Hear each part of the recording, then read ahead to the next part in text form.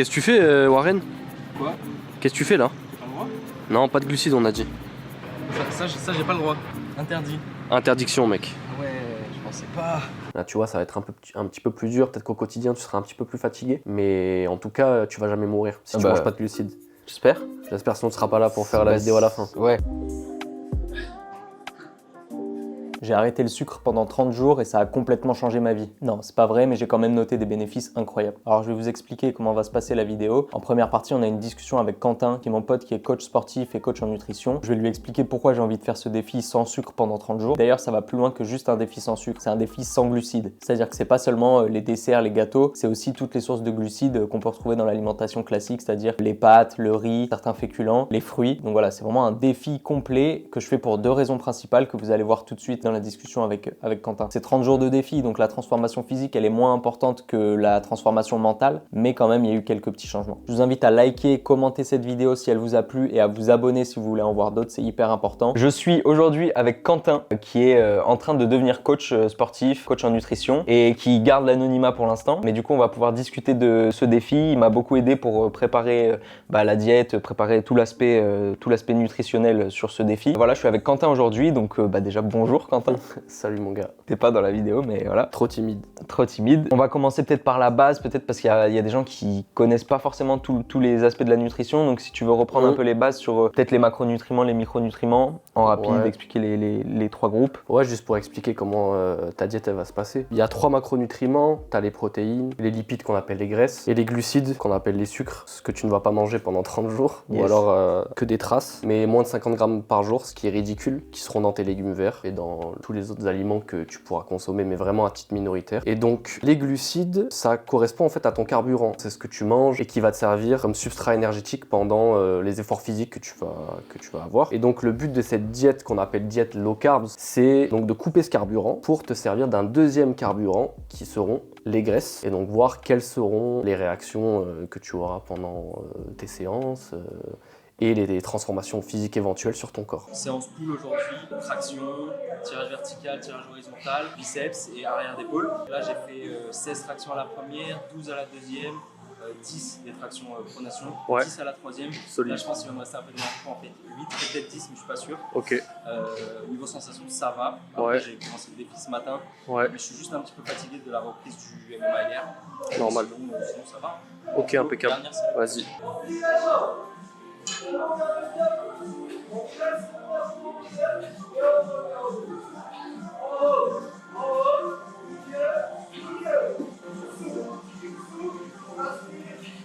Allez. Allez. Allez, je suis là. Dernière. Allez. Allez. Bien joué. Voilà, premier exercice terminé, on va enchaîner. Parce que moi, en gros, voilà, les deux raisons principales que je mets vraiment au même niveau d'importance, c'est cette histoire de recomposition corporelle pour essayer de descendre en masse grasse et repartir sur une prise de masse propre, où je rajouterai un peu des glucides, mais de manière bien contrôlée. Et le deuxième objectif, c'est de me débarrasser d'une sorte d'addiction ou de très mauvaise habitude de consommer du sucre, et surtout des mauvais sucres, et des sucres transformés, des sucres industriels. Je parle pas forcément dans les plats cuisinés, parce que ça j'en mange pas, mais plutôt dans les gâteaux, dans les desserts. C'est un truc que je fais systématiquement. Qu'on fait souvent tous d'ailleurs. C'est des mauvaises habitudes qu'on a pris, et du coup, c'est un truc que j'ai envie d'enlever totalement. J'ai envie que ça soit plus un automatisme, que ça soit de temps en temps, mais pas un truc que je fais tout le temps, que je mange tout le temps. Donc voilà, ça c'est les deux raisons pour lesquelles j'ai envie de tester ce défi. Ah, par contre, petite remarque, je sais qu'il y a différentes écoles sur ce sujet, mais tu sais que tu fermes pas le poing sur la barre quand tu fais les tractions? Ouais. C'est une perdition de force. Beaucoup tu penses? Je pense que tu gagnerais en poigne en fermant le pouce. Ouais, parce qu'en fait j'ai l'impression que ça me gêne de mettre le pouce. Et je fais ça sur tous les exercices, en vrai c'est pas bien. Et tu sens pas une tension supplémentaire dans les avant-bras? Non, pas spécialement. Tu sais que moi, si je fais ça, je perds facile 2-3 reps. Ouais, mais logique. Après, je pense que ça dépend du ressenti de chacun. Mais... Je pense, je sais pas, en fait, de faire ça, justement, ça me fait faire une flexion. Je sais pas. Ouais, en fait, toi, tu le fais en mode musculation. Parce qu'en fait, le fait de pas... J'essaie d'utiliser. Ouais, le fait de pas fermer, C'est les muscles qui prennent plus, c'est pour moins les... C'est le dos, en fait, qui prend... le dos qui prend plus, ouais. Moins les avant-bras. Alors que tu t'aides davantage les avant-bras en fermant parce que tu utilises ta poigne. C'est sûr. Mais après, si t'es fort comme ça, mec, c'est parfait. Parce que je pense que vu que je vais perdre un peu en énergie au début, les premiers jours, Je vais essayer de bien utiliser le grip. Ok. Voilà. Merci mec. Petit conseil. Allez, à plus. Et voilà, tu m'as fait une diète, on va en parler un peu. On va peut-être pas rentrer exactement dans le détail, mais on va en parler. Et je pense que je mettrai la diète à dispo sur mon compte Instagram ou peut-être sur le tien. Ta première source d'énergie, c'est les glucides. Ta deuxième, c'est les lipides. Une fois que tu coupes les glucides, ton corps va basculer. On aura coupé le robinet d'énergie des glucides, ça va basculer sur les lipides. Et c'est là que ton corps il va sécréter des corps cétoniques. Donc ça s'appelle la cétose. C'est quand ton corps il bascule justement, il se sert des graisses comme source d'énergie, et c'est là que tu peux avoir des pertes de gras. Donc on verra si tu as une perte de gras, tu feras un avant, un après, et on constatera. Et pour l'addiction et sur le plaisir instantané que peut procurer la consommation de sucre, en fait il faut savoir que quand tu consommes du sucre, ça va stimuler des neurotransmetteurs dans ton cerveau et activer le circuit de la récompense, donc sécréter un peu de dopamine, et c'est ce qui fait que quand tu manges un gâteau, quand tu manges un dessert, tu vas avoir cette sensation de plaisir instantané tu t'arrêtes pas, qui encourage en fait la répétition de ce comportement, et ce qui fait que tu as toujours envie de manger du sucre. Ouais, c'est comme C'est traître en fait, après c'est un cercle vicieux. Toutes les addictions en fait, plus t'en as, plus tu t'habitues, en fait c'est un truc d'accoutumance aussi. Ouais, exactement. Genre là j'en ai profité ces derniers jours pour manger, ouais. Là, tu vois, des desserts, des sucres et tout, je me suis fait plaisir. Tu t'es régalé. Hein. Je me suis régalé encore hier, parce que je commence aujourd'hui, du coup on est le 15 février, le 14 février. Ouais, bah j'ai mangé, après je t'avoue que je suis arrivé à un point où je me suis dit, waouh, là je suis allé un peu trop loin, mais au moins je me suis dit, ça va m'aider. T'as profité jusqu'à la fin. Voilà, j'ai profité jusqu'à la fin. Tu as mangé du sable. Exactement.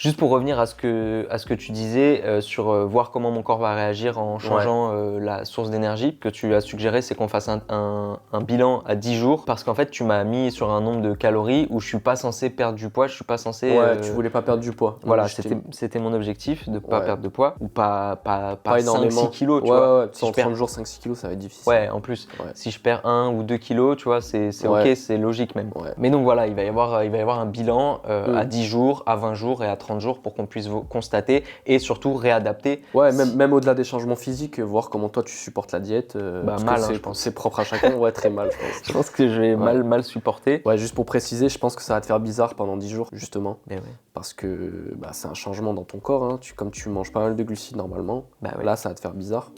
Mais c'est normal. Après, ce qui est bizarre aussi, c'est que je mangeais beaucoup dernièrement de glucides, mais juste sur les desserts. Tu vois, j'en mangeais peu genre du riz, des pâtes et tout, j'en mangeais très peu. Ouais. Donc je sais pas si je vais... Donc t'étais que sur du transformé. J'étais que sur du chocolat, mais tu sais, du chocolat noir, pointe de sel et tout, tu vois, ça va. Ouais. Mais aussi des petits desserts, des petites conneries. Petit tiramisu de temps en temps, voilà. Okay. Dans les glucides, donc c'est ce qu'on appelle communément les sucres. T'as les glucides simples et les glucides complexes. Les glucides simples, c'est genre vraiment le sucre de table, tu vois, les sucres que tu trouves dans les desserts, etc. Et ensuite, t'as les féculents avec les pâtes, le riz, les patates douces, les betteraves, la carotte, voilà. Ok. Donc là, du coup, tu vas pas manger de féculents. Ouais. Tu vas pas manger de sucre transformé. Ouais. Et donc, les traces de glucides que tu auras dans ta diète, ils seront directement issus des légumes verts. Ouais. Des courgettes, des trucs courgettes, comme ça. haricots verts, brocolis. Il y en a très peu. Il y en a très peu sur 100 grammes. C'est vraiment léger, quoi. C'est du 5 grammes. Ok. Donc trop bien. Parce qu'en fait, j'ai vu pas mal de gens qui font des défis où ils arrêtent tous les sucres transformés. Ah, je crois que t'as pas dit les fruits aussi. Ouais, les fruits Parce aussi. que les fruits aussi, du coup, c'est source de glucides. Et moi, du coup, je vais pas manger de fruits pendant 30 jours. Donc, il faudra que je sois aussi OK sur tous les autres micronutriments pour avoir assez de vitamines, tout ça, pour que ça reste. Justement, c'est un des inconvénients de cette diète sur le long terme. C'est pour ça qu'on le fait ça que sur 30 jours. C'est qu'au-delà de cette période, après on a pris cette période au hasard, hein, mais sur le long terme, c'est difficile parce que justement, tu as des risques de carence. Parce que dans les fruits, dans les glucides, même les patates douces, etc., tu as des micronutriments. Donc les micronutriments, c'est les vitamines, les oligo-éléments qui te permettent justement de ne pas avoir de carence et à ton corps de fonctionner correctement. Bien sûr. Et donc au-delà de 30 jours, c'est difficile, quoi. Bon, donc trop bien. De toute façon, on va faire ce test et on va voir. J'espère que j'aurai des résultats. Je vais le faire sérieusement. En tout cas, j'ai le plan alimentaire. Tu m'as fait 3 jours. Ouais, 3 journées type pour éviter un sentiment de lassitude au niveau de la consommation des aliments. Trop bien. Après, ce qui est important, c'est aussi de manger la même chose pour voir ce qui marche sur toi. Ouais. Tu vois, si tu as des aliments totalement différents d'un jour sur l'autre, tu sais pas ce qui te fait grossir, ce qui te fait maigrir. Donc pour avoir une visibilité sur sur comment tu supportes la diète et ce qui marche sur toi, ce qui ne marche pas, c'est important aussi de manger relativement la même chose. Carrément. Et un truc où j'avais peur, c'est les collations avant le sport, surtout le MMA, mais aussi avant la muscu. Ouais. Tu peux parler de ce que tu m'as prévu en collation Ouais, en collation, donc je t'avais mis un yaourt protéiné où là il y a un petit peu de glucides, mais c'est très léger, et des noix. Ce qu'il faut savoir, c'est que les glucides, parmi les 3 macronutriments que j'ai énoncés au début, c'est les seuls qui sont non essentiels. Non essentiels parce que ton corps est capable de les fabriquer. Donc en synthétisant les protéines et les lipides, on va créer du glucose, ce qui va t'apporter de l'énergie. C'est ce qu'on appelle la néoglucogénèse. Et c'est pour ça que tu peux très bien t'en sortir sans glucides. Après, effectivement, si comme toi, tu as 5 séances par semaine avec du MMA ou c'est cardio, où tu travailles l'explosivité, où tu fais de la muscu à côté, c'est mieux d'avoir des glucides parce que tu as plus d'énergie qui est mobilisable rapidement. Là, tu vois, ça va être un petit peu plus dur. Peut-être qu'au quotidien, tu seras un petit peu plus fatigué. Mais en tout cas, tu vas jamais mourir si tu manges pas de glucides. J'espère. J'espère, sinon tu seras pas là pour faire la vidéo à la fin. Ouais, c'est chiant, tu vas devoir la monter. Ouais, me montrer. Te montrer et relou. En tout cas, nous ne sommes pas médecins. Oui. Donc, vous pouvez le tester. Sur 30 jours, vous ne mourrez pas. Évidemment que c'est pas la diète idéale. Là, c'est un format de challenge de 30 jours. Donc, on expérimente. On essaye. On verra si ça marche. On verra si ça marche pas. On fera un avant et après. Mais c'est toujours bien de... On entend parler, tu vois, de plein de régimes. Le keto, qui est différent de la low carbs, parce que keto, tu baisses les protéines.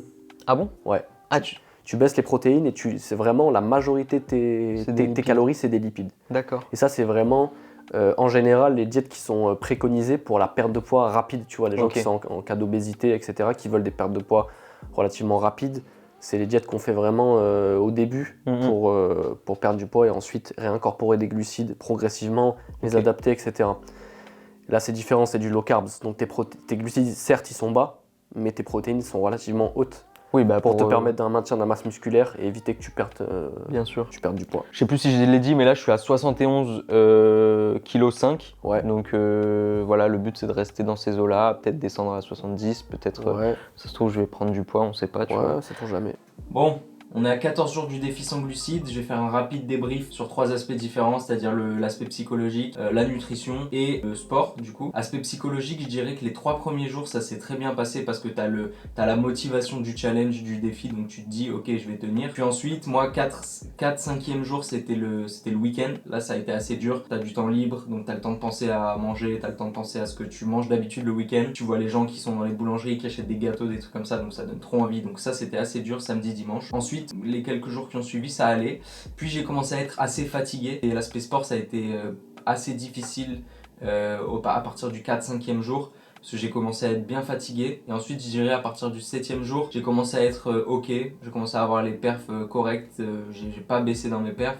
Donc ça, c'est cool. Au bout d'un moment, on finit par s'habituer. Et c'est plus par gourmandise ou par envie de se faire plaisir une fois qu'on aurait envie de refaire un gros cheat meal ou de manger du sucre ou un dessert ou un gâteau ou quoi que ce soit. Mais je dirais qu'au bout de 10 jours, c'est plus du tout dans le quotidien. En fait, on n'en a plus envie et c'est ça qui est assez ouf pour l'instant. Donc moi, je suis très content. Par contre, niveau sport, voilà, attendez-vous quand même à avoir une baisse d'énergie temporaire qui va ensuite se régler et le corps va être habitué à ce que vous lui donnez, donc il n'y aura pas de souci. Le 3e aspect, c'est évidemment la nutrition. Quentin m'a fait un plan bien détaillé sur 3 jours avec des repas types, plusieurs sources de protéines différentes, plusieurs légumes différents. Je pense que l'idéal, si on veut faire ce type de challenge pour faire une sorte de recomposition corporelle, c'est quand même d'adapter ça et de faire un petit déficit calorique, histoire d'avoir des meilleurs résultats et d'ensuite repartir sur une prise de masse. Moi, pour le coup, les 5 premiers jours, j'ai perdu 3 kilos. Donc je crois que je suis descendu à 67, presque 68. Et en fait, j'ai repris du poids naturellement sans changer les calories. Donc je pense que c'est juste une question d'adaptation et de temps. Point fort pour l'instant sur l'aspect psychologique, c'est incroyable. Je suis très content et j'espère qu'au bout des 30 jours, j'aurai un rapport au sucré un peu plus équilibré que ce que j'avais avant. Donc, la dernière fois vous n'avez pas vu Quentin, mais maintenant vous le voyez, ce beau gosse. J'avais un star sur le front, c'est pour ça. Voilà, il voulait cacher son visage. Maintenant c'est plus le cas, on est 30 jours plus tard. Moi je vais te dire un petit peu les grandes lignes de ce que j'ai vécu pendant 30 jours. Ouais. Après tu as vécu un petit peu la même chose parce que tu as fait un peu aussi une baisse des glucides. Moi j'ai fait une sèche, ouais. Voilà, tu es en sèche. Moi, j'ai pas fait moi, c'est pas vraiment une sèche parce que j'avais quand même assez de calories. Bien que dernièrement, j'ai essayé un petit peu pour essayer de vraiment cutter encore un peu dans les graisses pour repartir mieux. Au final, j'ai pas perdu tant de poids que ça. J'ai perdu 1,5 kg au total. Tu t'es pesé ce matin? Ouais, je faisais à peu près 69. Donc Ok. j'ai perdu 2 kilos grand max. En gros, les 3-4 premiers jours, tu sais, j'ai fait en mode j'étais motivé, j'avais l'aspect motivation du challenge, donc j'ai Ouais, pas eu l'aspect trop de mal. euphorique un peu Exactement, du challenge. j'ai Ouais. pas eu trop de mal.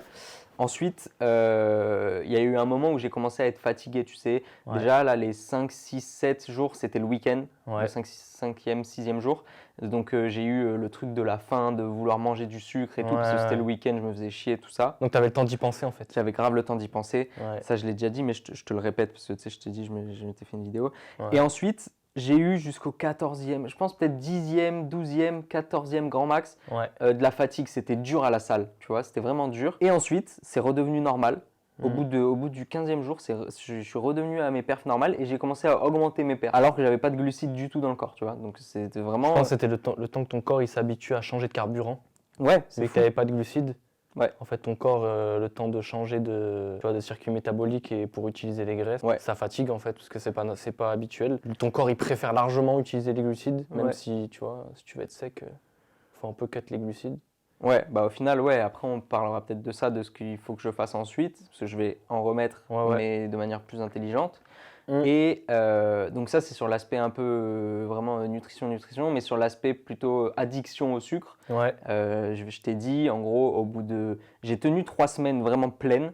Ouais. Et j'ai fait, il y a eu mon anniversaire 3 semaines pile poil, 3 semaines et 2 jours après le début du challenge. Donc j'ai mangé genre une pizza, un dessert, un machin.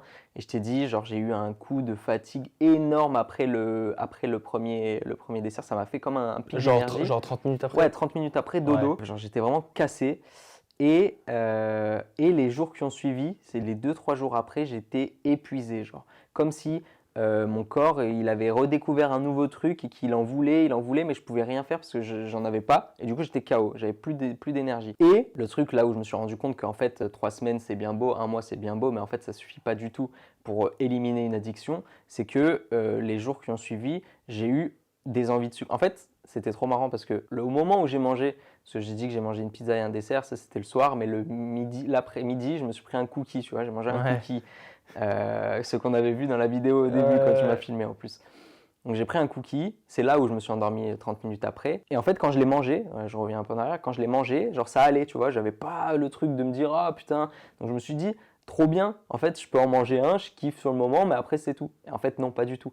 Le lendemain et le surlendemain, j'étais genre comme un tox.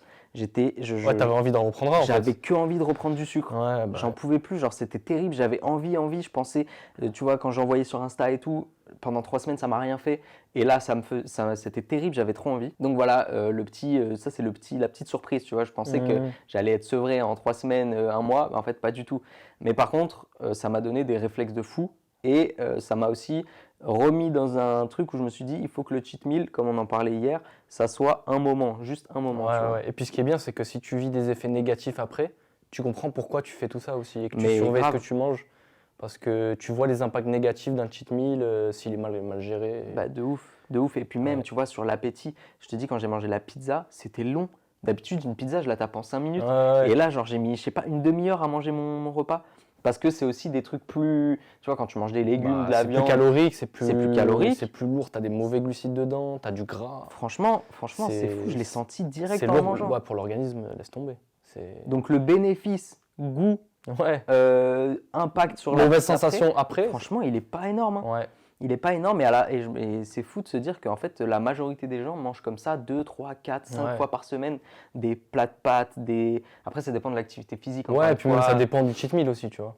Oui, ça dépend du cheat meal, mais tu vois, une pizza, elle était pas immense non plus, c'était une pizza classique de resto. Et genre d'habitude, c'est juste un repas normal, genre. Et là, ça m'a paru être un monde, genre. Ouais. Ah, moi, ça m'a fait ça aussi il y a pas longtemps, avec une pizza aussi.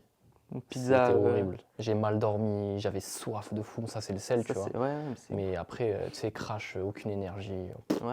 En fait, c'est vraiment de la malbouffe. De la malbouffe. Et en fait, on s'en rend pas compte quand c'est pas quotidien, mais quand c'est un peu tout. En fait, quand c'est récurrent, que c'est plusieurs fois par semaine, ton corps, je pense, il s'habitue, tu vois, à l'inverse. Ouais, de ouf. Et du coup, quand tu essaies de bien manger, ben, ça te fait bizarre, t'en as envie et tout.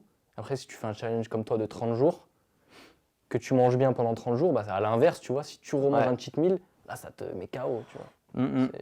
Donc là, vraiment, je vais essayer, tu vois. Je dis essayer parce que voilà, je vais me tenir à un cheat meal par semaine et peut-être ajouter un dessert sucré genre à la moitié de la semaine, histoire de tenir un peu plus. Ouais. Mais bon, franchement, à voir. Parce que la semaine, en vrai, ça Ouais, passe t'es même vite. pas obligé de te l'imposer, tu Ouais, voilà, tu c'est le fais ça. quand t'en as envie. Si j'en ai envie, ça sera quand même une fois max par semaine. Ouais. Mais voilà. Et donc, sensation au sport, trop bien, franchement. Après, juste un truc, faut que je sois honnête, je suis pas allé au MMA. Parce que je redoutais un peu sur la fatigue, sur tout ça. Mais là, franchement, ces 2 dernières semaines, ça allait, j'étais en forme, j'ai augmenté mes perfs et tout. C'est aussi pour ça que je suis pas allé au MMA, parce que je voyais que mes perfs augmentaient à la salle, donc j'ai voulu profiter de ça et pas me fatiguer encore plus avec le MMA. Juste là, ces derniers jours, je sens quand même une fatigue. Je sais pas si je commence à avoir certains nutriments, comme je te disais hier, en moins ou quoi, et que peut-être le fait de reprendre les fruits et tout, ça va peut-être m'aider. Ouais. Sur 30 jours, ça m'étonnerait que tu aies des carences, tu vois. Mais Ouais, c'est sûr pas... qu'une diète comme ça sur le long terme, c'est pas idéal. Ouais. Parce que comme tu le disais, tu bannis certains fruits, certains aliments où il y a des nutriments à l'intérieur, tu vois. Des vitamines, oligo-éléments, antioxydants et tout. Donc c'est dommage de s'en priver. Moi, ce que je recommande, si vraiment tu veux rester sec, c'est que tu calibres en fait ta prise de glucides par rapport à tes entraînements avant. Comme ça te sert vraiment de carburant pendant ton effort. Et ça va te servir à remplir tes stocks de glycogène avant l'entraînement. À la muscu, tu vas les vider. C'est combien de temps à peu près avant, genre une banane par exemple? En fait, ça dépend à quel point elle est mûre. Tu vois, ça dépend vraiment de la nature. Plus elle est mûre, plus ça va assimiler vite. Ouais, ça va être vite parce que ça va, tu vois. Ça dépend aussi des individus, tu vois. Tu as des gens qui digèrent très rapidement, d'autres plus lentement et tout. Mais admettons, si tu veux manger 100 grammes de riz, tu vois, par exemple, ce qui est que dalle. Franchement, si tu le manges 1 heure avant, ça m'étonnerait que tu arrives à l'entraînement, tu sais, bouffi avec des renvois, tu vois. C'est sûr. Après l'entraînement, sachant que c'est en fin d'après-midi en général, ce sera plus une banane, je pense, tu vois. Ouais. Et tu le prends après l'entraînement pour recharger tes stocks de glycogène que tu auras vidé pendant ta séance. Ça par exemple, ça sera plus dans le repas, donc ça sera comme tu disais. En fait, moi, ce que je fais par exemple, tu vois, c'est que je sors de ma séance, je prends des glucides, tu vois, rapides, donc une banane, tu vois, typiquement. J'attends 1 heure, 1h30, et là, je prends mon vrai repas où je rajoute un peu de glucides, tu vois, des patates douces. Des bonnes graisses, protéines, et voilà. Mais le truc, c'est que si tu t'entraînes en fin d'après-midi et que tu t'envoies, je sais pas, 100 grammes de flocons d'avoine le matin, beurre de cacahuète, une banane, en fait, ça sert à rien parce que c'est ton carburant. Donc ça implique que tu as un effort derrière. Mais si tu déjeunes comme ça à 9h, tu t'entraînes à 19h, en fait, ton corps, il va stocker en graisse, tu vois. Ça sert à rien. Donc si tu veux rester sec, ça sert à rien.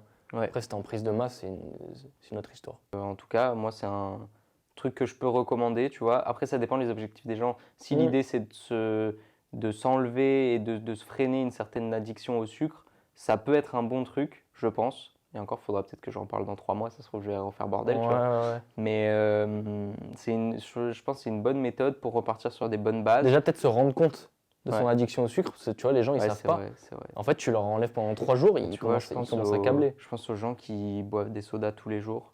Même aux gens qui vont juste après le travail boire une bière tous les jours. En vrai, je comprends pas. La bière, c'est le pire. C'est une catastrophe. C'est l'index glycémique, il est tellement élevé, tu vois, c'est une indice de mesure entre 0 à 100. La bière, c'est 100, quoi. C'est-à-dire que tu bois, tu vois, l'expression bide à bière, ça ne vient pas de nulle part, tu vois. C'est que c'est direct stocké dans la graisse. Bah oui. Le pic, il est tellement élevé que ton corps, il sait même pas quoi en faire. C'est fou. C'est limite, tu sais, considéré comme du poison, pour ton corps. Mais c'est ça. Donc en fait, direct stocké sous forme de graisse, l'alcool, c'est dégueulasse pour la santé. Et sur la testostérone. Ça c'est une autre histoire aussi, mais effectivement, c'est des facteurs qui baissent la testostérone. Donc les gars, si vous voulez faire de la muscu, sérieusement, pas d'alcool le moins possible. Et le truc, c'est que là, on va aller faire une séance, un petit push. Juste, j'ai pas fait de déficit calorique. Donc forcément, les changements, ils vont pas être drastiques. Mais t'as séché quand même. J'ai séché. Moi, je te le dis, j'ai séché les premiers endroits, comme on disait hier, les groupes musculaires du haut, ça se voit le plus. Après, forcément, la sangle abdominale, moins. Mais quand même, je pense.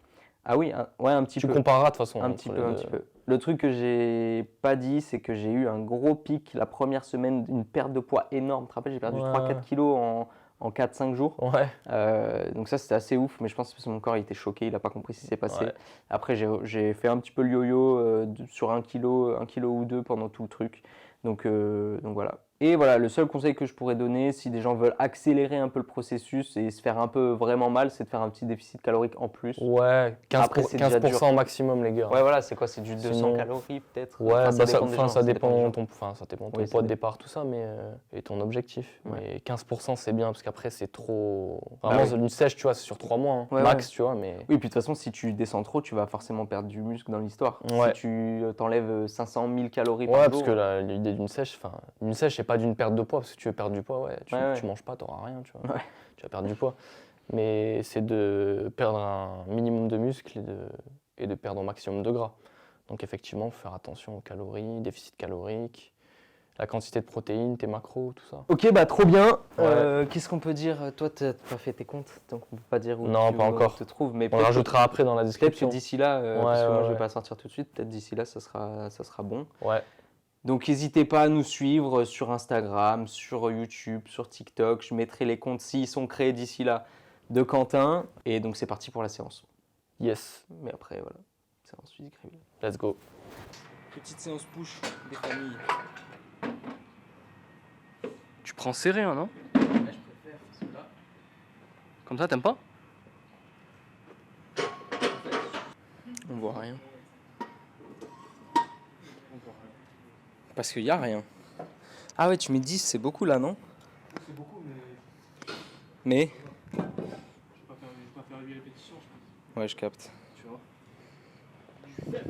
Bon voilà, c'est le moment du physique reveal, on voit que j'ai bien séché, ça se voit dans le bas du dos particulièrement, aussi sur le haut des épaules, sur les triceps et à l'avant, donc j'ai quand même pas mal séché, on le voit au niveau des dentelés, mais sur la fin du challenge, j'ai quand même repris un petit peu de gras, donc ça se voit sur le bas du ventre. Mais voilà, c'est quand même un assez beau changement et comme je le disais, c'est vraiment le changement psychologique qui est plus important. Merci d'avoir suivi la vidéo, je serais curieux de savoir si vous avez fait ce genre de challenge et d'avoir votre retour d'expérience en commentaire. N'hésitez pas à me suivre, il y a plein d'autres vidéos qui vont arriver. À la prochaine. Ciao!